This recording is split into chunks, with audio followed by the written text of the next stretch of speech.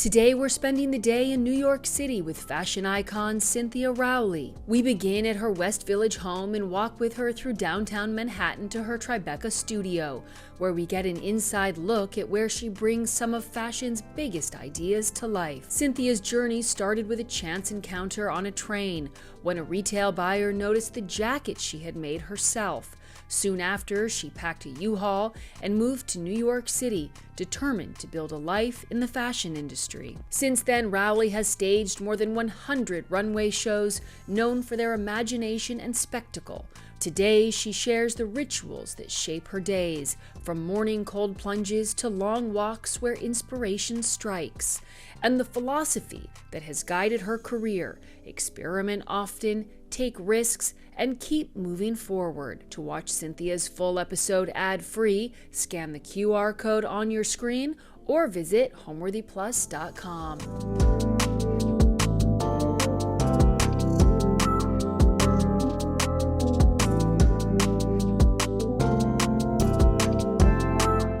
You're watching Homeworthy, where we believe every home has a story. Hi, I'm Cynthia Rowley. I'm a fashion designer, and we're in my home in the West Village, New York City. When I was single, I was living in this giant loft in Tribeca, and I thought it would be cool to not really have any furniture and just have 3,000 square feet of white wall-to-wall carpeting and a big white couch and a bed, and that was about it.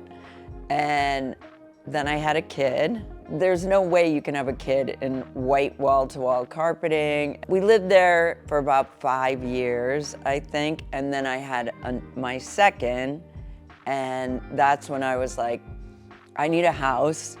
I want outdoor space, different places to hang out. And so I looked around, and I wanted to also kind of reinvent my life, where I was working in the garment center and living in Tribeca and, commuting every day. And I just thought, I want to be really close to my family. So that's when I found it was a complete disaster, like a haunted house. People thought I was insane. They were like, get out now, don't do it. Like, terrible, it was crazy. And eventually, I slowly renovated, and it's taken about 10 years to build out the whole thing, and it's kind of never done. Like, there's always something broken. There's always something that needs to be worked on. I drove to New York in a U-Haul, like many, many, many years ago, with sewing machines and fabric, and just started making things, and I just slowly learned the whole industry. Like, I really was really naive, but I had gone to art school and I knew how to sew. I really knew how to make clothes, but I didn't know how to actually get them produced. But I was like, well, I have to move to New York to start my business, which was just a complete fantasy. I made a lot of mistakes and learned fast and just kept going, and little by little, it's been like a really slow but steady growth and building a brand, a lifestyle brand that I think people know what to expect. They know what the brand looks like, and it's really fun every day. It's like a lot, it's a grind, it's a hustle, but it's really fun to be able to have an idea and make it a reality every day. I get up, I'll do either maybe swim in the morning or go on the treadmill in the morning, and then 2 seconds, shower, dressed, out the door, and I always walk to work. The day just goes so crazy, so fast. Cynthia may be known for her impeccable style, but her only rule: wear what's comfortable and wear what inspires you. For Cynthia, comfort means never leaving the house without a bold print or a fabulous jacket. Bye.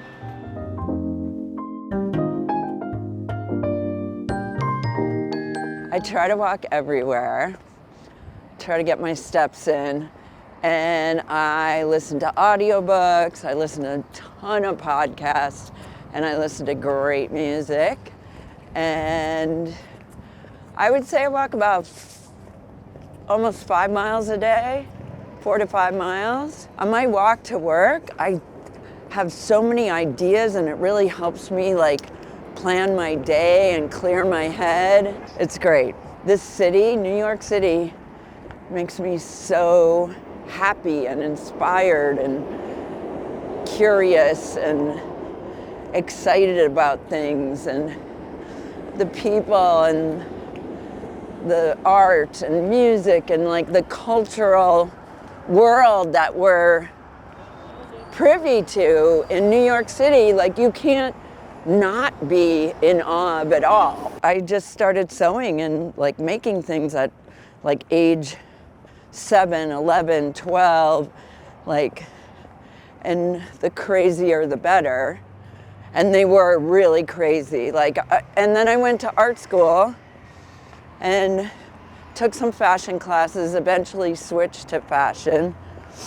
And I didn't get into my junior show because my stuff, they said it was too weird and crazy. And then my senior show, I won this fellowship, and they gave me some money, and that's what got me in a U-Haul speeding to New York. A couple months ago, I received the CFDA Founders Award, which is, I guess, kind of like a lifetime achievement. It's sort of like meant to be like a tribute to years dedicated to the industry. And so that was really epic. I mean, I was like, trust me, I was as shocked as everyone else was that heard about it. I couldn't believe it. I really didn't expect it at all. My friend Julianne Moore gave me the award.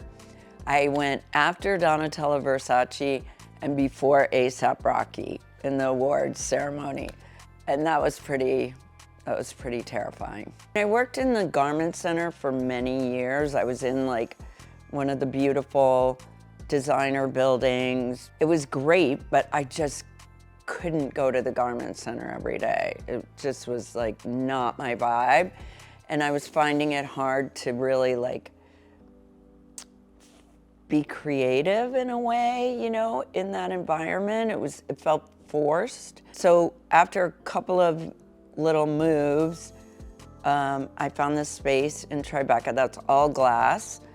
And we look at the beautiful skybridge that everybody shoots Instagram in front of. And it has really high ceilings, so we have a photo studio there. And I just wanted a space that could be very fluid and, you know, be transformed into, you know, many different things. So it's great because it's actually a store in the front of the space. And so people come and go, and they can see the creative process happening. They see the design studio, they'll see a photo shoot happening, you know, people see the strobes going off, and they come to see what it is, and they can come in and hang out. For me, I get to go meet the customers and talk to the customers and, you know, ask questions, and it's just like a really bright, happier environment than, you know, where I was for so long. And like, I don't have any rules. I don't like to say there's any rules. Like, everyone should just do what they want to do. And all I want to do is just make things that hopefully make people happy and they can incorporate into their own lives. And, you know, in whatever way feels comfortable.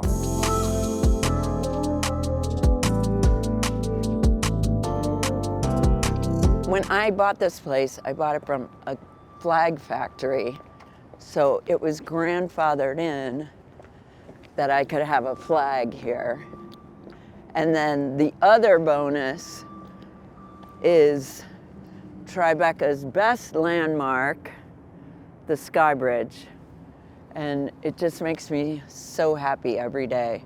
And usually, I mean, it's a little chilly and there's construction, but all day, every day, people are taking pictures here.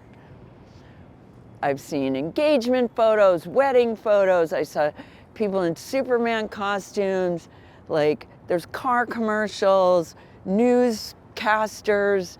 It's very popular. So visit the skybridge and then visit us.